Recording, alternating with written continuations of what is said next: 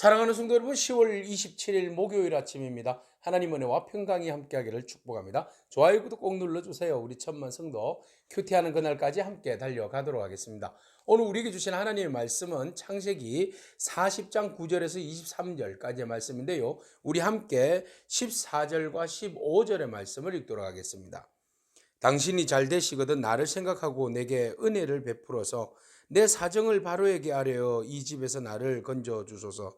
나는 히브리 땅에서 끌려온 자요 여기서도 옥에 갇힐 일은 행하지 아니하였나이다. 아멘. 술 맡은 관원과 떡 맡은 관원이 굉장히 그 꿈을 가지고 고민에 빠져 있었죠. 그래서 요셉이 그것을 하나님께서 해석해 주시리라 그렇게 말씀하면서 말을 하면서 그들의 꿈 이야기를 다 듣습니다. 자, 꿈 이야기는 이렇습니다. 먼저 술 맡은 관원장입니다. 술 맡은 관원장이 서 있는데 포도나무가 서 있었고 거기다가 가지가 세 가지가 쫙 뻗어 나옵니다. 그리고 나서는 꽃이 피고 잎이 피고 그것에 포도송이가 착 열리는 거예요. 그래서 그 열리는 열매를 갖다가 따다가 즙을 내어서 잔에 담아다가 왕에게 드렸더니 왕이 그것을 마시더라. 이런 이제 꿈이었습니다.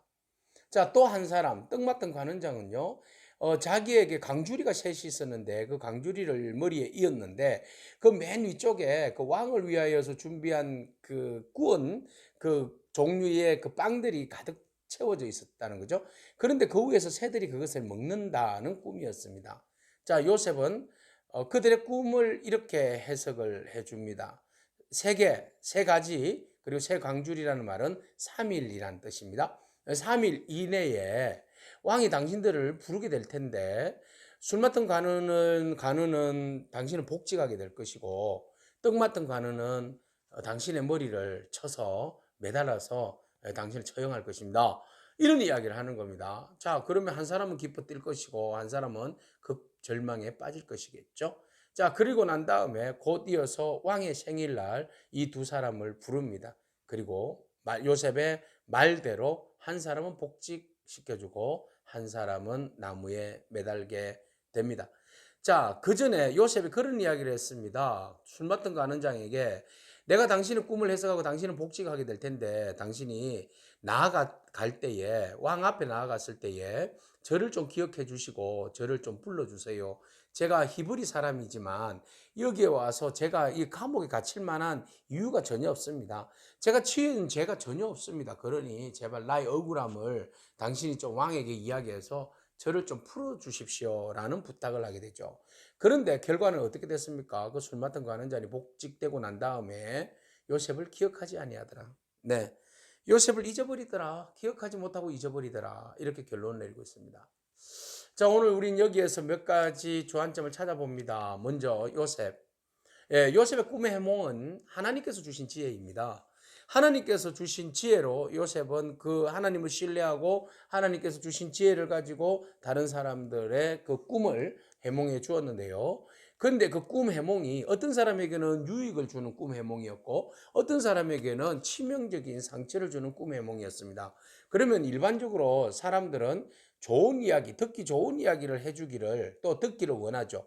그래서 얼마든지 자기가 가감할 수 있습니다. 그 말에 자기의 생각을 넣을 수도 있죠. 그러나 요셉은 있는 그대로 전달해 줍니다. 오늘 우리가 여기에서 요셉의 가감하지 아니하고 있는 그대로 하나님께로부터 받은 그 예언의 말씀을 그대로 전하는 꿈의 해몽의 그 지혜의 말씀을 그대로 전하는 요셉의 모습을 바라봅니다. 오늘 우리가 처해 있는 환경 가운데서도 우리가 전할 때에 우리의 생각과 우리의 그 감정에 따라서 하나님의 말씀을 빼거나 더하지 않기를 축복합니다. 있는 그대로, 팩트 그대로, 있는 사실 그대로 하나님의 말씀이요. 우리가 뭘 이야기할 때 법이요 이러지 않습니까? 그런 것처럼 우리가 하나님의 말씀이요 경청하세요 라고 우리가 있는 말씀 그대로를 증거하는 저와 여러분이기를 축복합니다. 이것이 바로 우리가 적용해야 할 부분입니다. 절대로 하나님의 말씀은 왜곡되어서도 안 됩니다. 있는 그대로 전해져야 한다는 것입니다. 자, 그리고 모든 것들을 하나님께서 주권 가운데 이루어 가심을 우리는 보게 되는데요. 요셉은 마음이 조급했습니다. 그래서 술 맡던 관원장에게 간절히 부탁을 했죠. 인간적인 부탁이죠. 누구나 청탁을 할 수 있는 거 아니겠습니까? 근데 이제 대가성 있는 청탁은 좀 문제가 되지만 말이죠. 그래서 당신이 복직되거든. 나의 억울함을 좀 왕에게 이야기해서 좀 풀어주세요 라고 부탁할 수도 있는 겁니다. 뭐 그게 나쁜 겁니까? 나쁘진 않죠. 근데 그 사람 기억하지 못하더라고요. 그러면 요셉의 마음에는 굉장히 상처가 되겠죠. 기대를 했는데 그 기대가 무너져 버리는 순간입니다. 그러면 굉장히 마음에 상처가 깊게 드리워집니다. 우리가 여기에서 우리가 진정으로 사람을 의지하는 것이 아니라 하나님의 뜻을 구하고 하나님의 때를 기다리고 하나님을 바라봐야 한다는 것을 절실하게 느끼게 됩니다. 우리가 사람도 때로는 필요하죠. 우리의 일들을 추진하는 데 있어서 또 좋은 청탁이나 좋은 부탁 뭐 이런 거 뭐 필요합니다. 그렇지만 전적으로 우리가 먼저는 구해야 할 것은 하나님의 은혜입니다. 하나님의 시간입니다. 하나님의 방법입니다. 하나님의 뜻입니다.